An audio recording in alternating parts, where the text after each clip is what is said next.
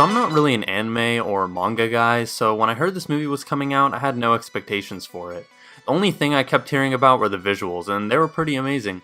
Everything from the world to the characters were really well done, faithfully recapturing what they looked like from their original source material.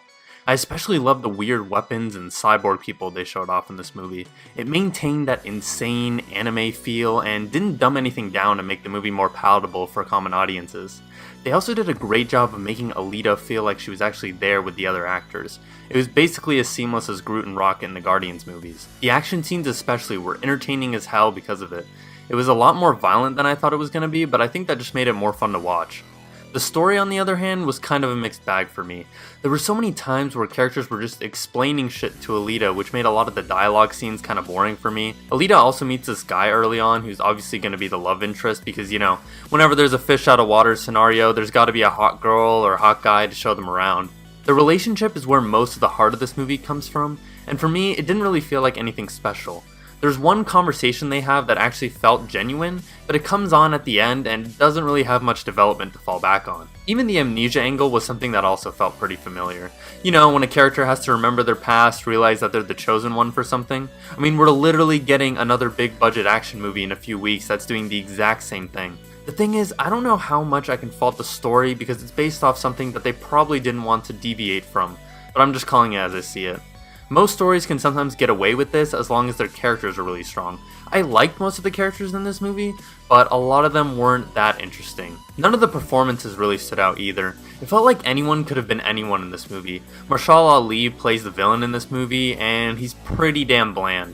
All he does is look on mysteriously in the background and boringly gives out orders. He doesn't really interact with Alita, nor does he have any good villain scenes. You gotta have scenes like this. Commander, tear this ship apart until you found those plans and bring me the passengers. I want them alive! Something to get us intimidated or, scared that the hero's probably gonna die if she fights the villain. Alita herself as a character is probably the strongest part about this movie.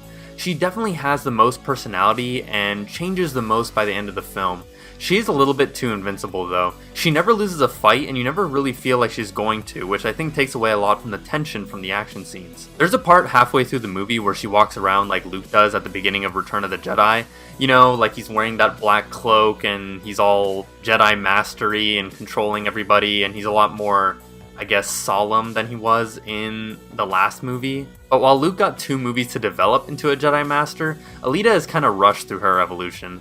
The ending is a little bit of a buzzkill too, because a lot of the movie was setting up for a sequel, but I can say that it did get me interested in watching another movie if they do continue the story. Apparently this movie gets through the first 4 out of 9 volumes of the manga, so I can see how things feel a little bit rushed. Alita definitely would have been better suited to be an HBO or Netflix show, but who knows, maybe the next one will be better. So yeah, I'm gonna give Alita Battle Angel a 6.5 out of 10. It's definitely entertaining, but could have used some work in the story and character department.